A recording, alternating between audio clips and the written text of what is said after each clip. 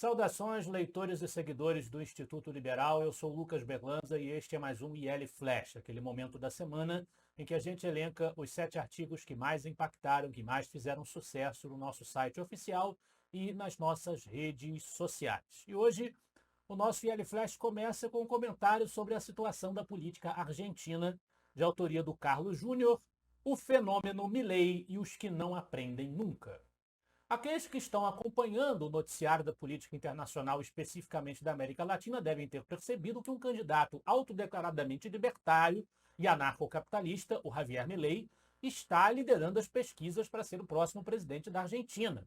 O peronismo está saindo bem atrás, está perdendo feio essa eleição, ao que tudo indica, sendo que há ainda a candidata do ex-presidente Maurício Macri, a Bullrich, que pode ser que vire a situação contra o Milei. Mas o fato de o Milei estar em ascensão e ter toda essa penetração popular na Argentina hoje, vem gerando uma reação escandalizada da parte da mídia, do establishment político-midiático progressista, que está empolvorosa, porque um reacionário de extrema-direita está ascendendo, confundindo libertarianismo e anarcocapitalismo com um reacionarismo fascistizante, coisas que não têm a menor possibilidade de entrar em diálogo. Então, o texto procura desnudar esses paradoxos, essas contradições em que incorrem as vozes mais notórias no campo da formação de opinião dentro da mídia da esquerda da Beautiful People. Ainda sobre a esquerda latino-americana, nós temos o trabalho do Leonardo Batista, O Foro de São Paulo e a Ameaça à Liberdade. O texto remonta à história dessa organização criada pelas esquerdas latino-americanas por Lula, Fidel Castro e Hugo Chávez na década de 1990 para aglutinar a esquerda latino-americana no projeto de poder do socialismo do século XXI. E ele mostra no texto, ele sustenta no texto, que o Foro de São Paulo tem sido objeto de diversas controvérsias e é essencial analisá-lo sob diferentes perspectivas. Ao buscar um projeto de poder internacional e ao estabelecer alianças com regimes autoritários, o Foro de São Paulo pode se afastar dos valores fundamentais da liberdade, responsabilidade individual e economia de mercado. É fundamental que todas as ideologias tenham espaço para o diálogo e o debate, diz-nos o autor. Mas também é importante questionar os objetivos e implicações políticas dessas iniciativas à luz de valores tão essenciais para a prosperidade. Ainda em matéria de críticas a modismos progressistas, nós temos o texto do professor Alex Pipkin, Não aos modismos gerenciais. Ele vai criticar a moda da ESG, a ideia das empresas têm que proteger o meio ambiente, você tem que se ajustar a um figurino pré-estabelecido para cumprir as regras, uma panaceia, na opinião dele, que alimenta uma indústria gigantesca, que por meio do discurso da diversidade, da inclusão, o que sempre existiu com base no mérito e no desempenho, cria maiores discriminações e disfunções dentro de uma organização.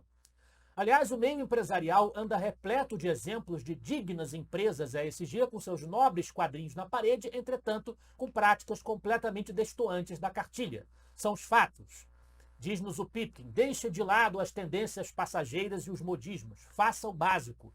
No seu negócio e ou segmento, pense na sua proposta de valor e em como ser diferente dos concorrentes para satisfazer as necessidades e aos desejos de seus clientes. Na mesma linha do mesmo autor, o artigo Propósito Organizacional ou Proposição de Valor para os Clientes.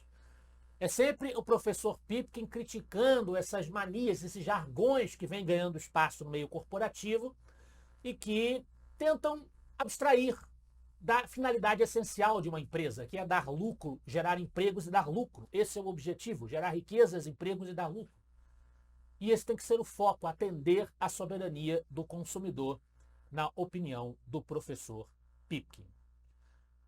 E aí não tem nada a ver com as opiniões dos liberais, são os governos de esquerda, como o governo Lula, e as suas políticas estatizantes desastrosas.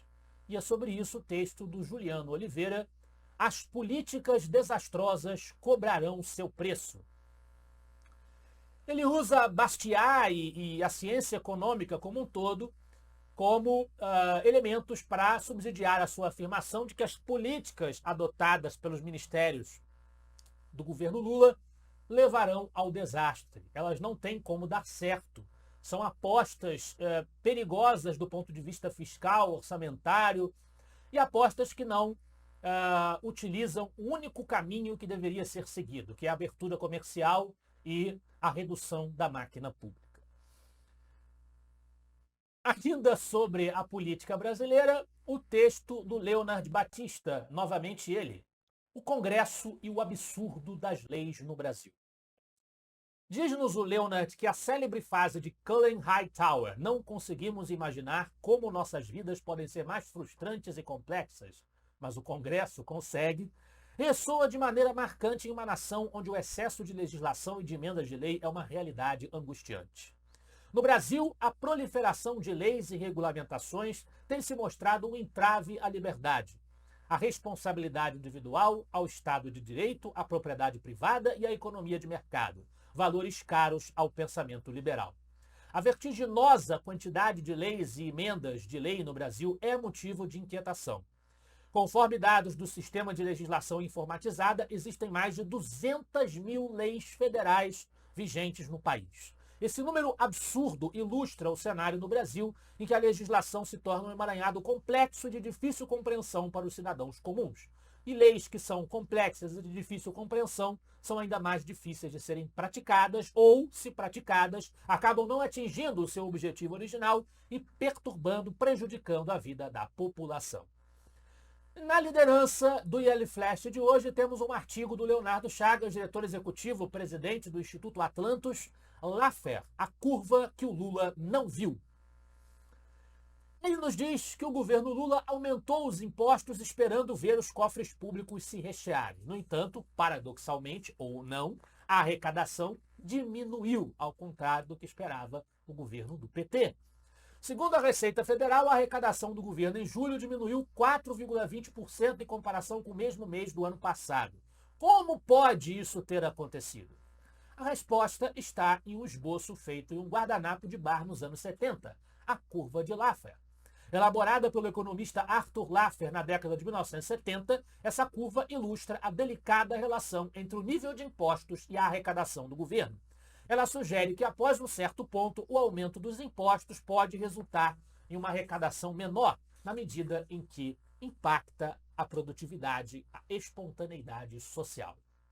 Esse foi o nosso IL Flash de hoje. Eu espero que vocês gostem dos artigos e dos debates proporcionados pelo Instituto Liberal.